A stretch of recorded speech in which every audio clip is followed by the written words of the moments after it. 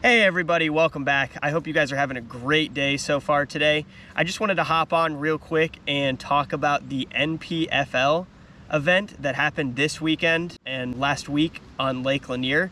NPFL is the National Professional Fishing League, and it is a newer professional series of events for professional anglers that's run a little bit differently.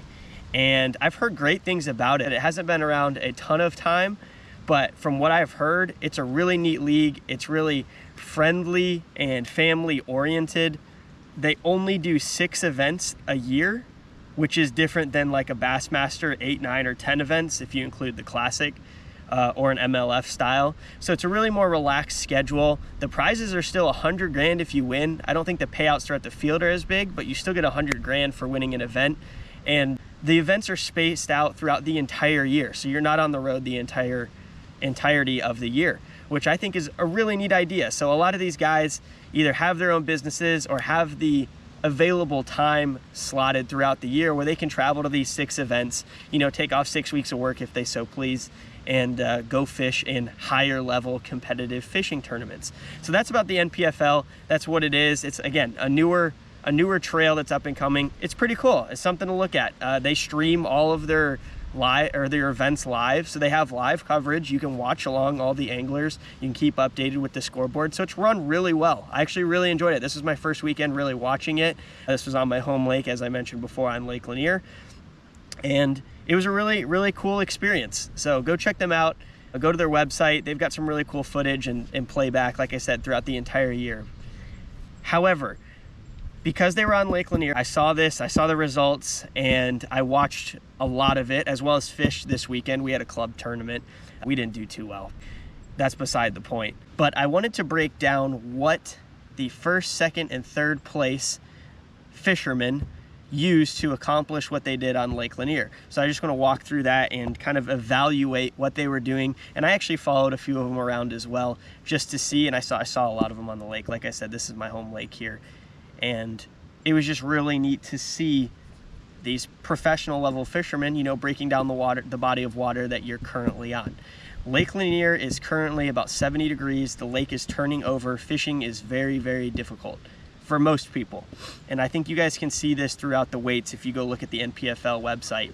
It was very broken up. There was Patrick Walters ended up winning the event. He won by, I think, 5 or 6 pounds, if I remember correctly.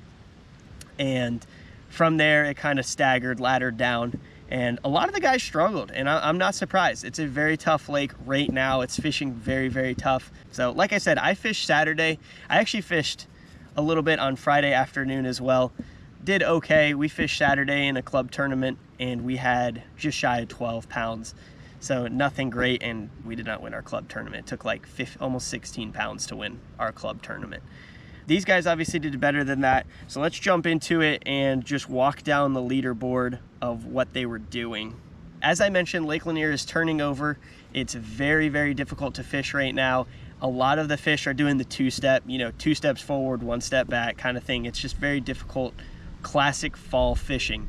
But the fish are wanting to move back into the creeks, and they have been moving back into the creeks. I mean, last weekend when I fished, they were starting to move, to the middle of the creeks, middle and mouth, up on shallow rock points.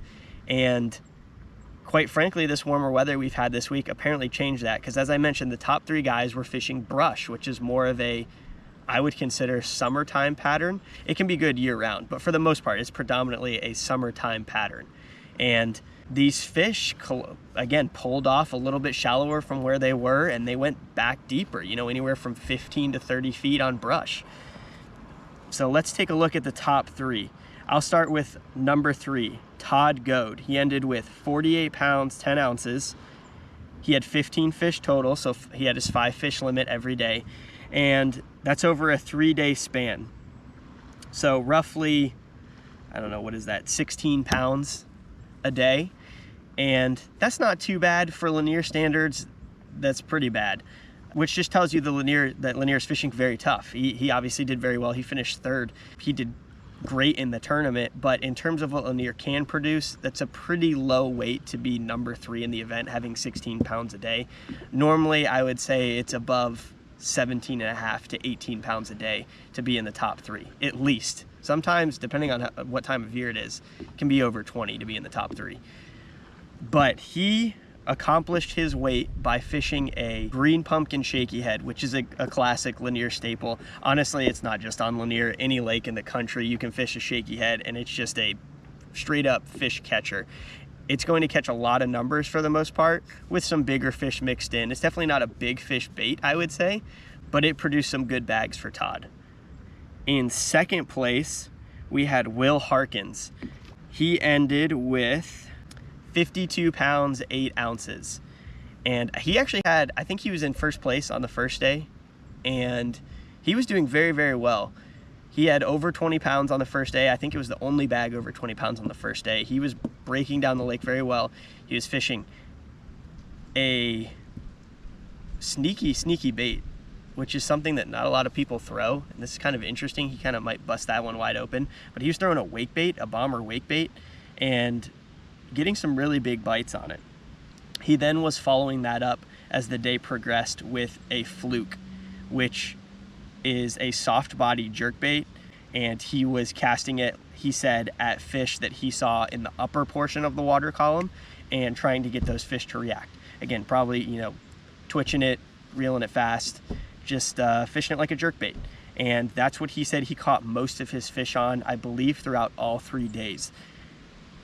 And then finally we have the winner, Patrick Walters. He ended with 57.5, which is absolutely phenomenal for how the lake was fishing over 3 days. He also had full 15 fish limit, and that's an average of like 18 pounds a day.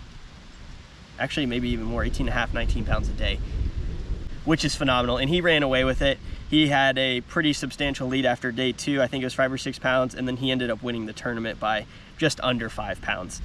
So he crushed it, and he fished with the same thing as Will. He fished with a fluke predominantly and tried to get that reaction strike, and then followed it up with a shaky head. So if you guys got a pattern here, the 3 baits that the top 3 guys finished this weekend were a shaky head, or let's go 3, 2, 1, a wake bait, a shaky head, and then a fluke was number 1 on that list. And how these guys were fishing was very summertime pattern-ish. These fish had moved up shallow, but they took a step back and they moved back out to that brush. And so these guys were running, they said, 50 plus piles a day and just keeping it in rotation, looking for as many fish as possible. And that's kind of what we saw. Like I said, I was out Saturday as well fishing a club tournament, and it was tough, and it was the deal. We hit a lot of brush piles, and not every brush pile had fish, but there were certain brush piles that held huge, I would say huge schools, probably 20 to 30 plus fish, and those were the piles that we generally got bid on. And it sounds like these guys were doing the exact same thing. So that was just really cool to see, again, professionals breaking down your home body of water, understand what they were doing and saying, hey, you know, I've fished these techniques before, I fished these areas before, I saw a lot of them on areas that I normally fish, and that's just really cool to see these guys breaking down the lake and finding stuff that works really well in such a short amount of time. Hopefully you guys enjoyed that. Again, I just wanted to walk through the top 3 finishers on Lake Lanier for this professional level event. It was pretty cool to watch them work and just to see them catch the amount of fish and the size that they did, given how difficult the lake actually was. As always, thank you guys so much for watching. If you have any questions or comments on this NPFL event, if you guys were out here and saw something, post it down in the comments below. I am going to release a fluke video very soon just to give you a 101 style course deep dive on what that fluke is and kind of how these guys were fishing it. So stay tuned for that. Same as usual, if you guys enjoyed this, please like the video, subscribe to the channel, and I will talk to you